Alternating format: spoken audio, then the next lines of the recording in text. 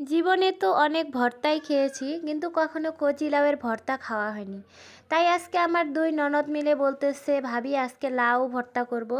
তো সাথে নিয়ে নিল একটা পাকা পেঁপে। এদিকে আমি চুলা জ্বালিয়ে ওদের একটু হেল্প করার জন্য শুকনো মরিচটা ভেজে নিচ্ছি। আমার ঘরে থাকা পাকা তেঁতুল আর কিছু শুকনো বড়ই ওদেরকে বের করে দিলাম। এই ভর্তার জন্য নাকি কিছু টক জাতীয় লাগে, সেটা যে কোনো কিছুই হোক না কেন। তাই আমি বড়ই আর তেঁতুল বের করে দিলাম। এদিকে আমার মরিচ ভাজাও হয়ে গেছে, ওদের কাছে নিয়ে গেলাম। ওরা পেঁপেটাও কেটে রেখেছে, এখন লাউটা কুচি কুচি করে কেটে নিবে।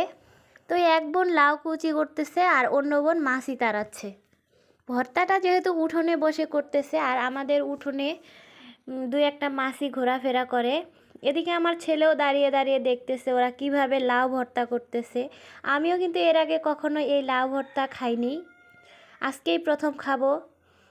জানি না কেমন লাগবে, কিন্তু সব কিছু দিয়ে যখন ওরা মাখতেছে ভর্তাটা, দেখে তো মনে হচ্ছে খুবই লোভনীয়।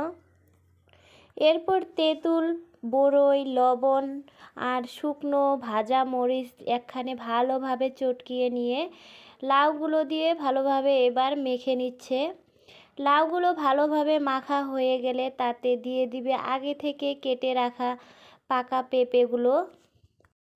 পেঁপেগুলো দেওয়া হয়ে গেলে আর একটু ভালোভাবে মেখে নিবে। তো মাখা প্রায় হয়ে গেছে, দেখতেও অনেক সুন্দর লাগছে। এখন খাওয়ার পালা। তো আমি বাটিতে নিয়ে চেখে দেখলাম, মাশাআল্লাহ অনেক স্বাদ হয়েছে। আপনারাও ট্রাই করবেন। খোদা হাফেজ।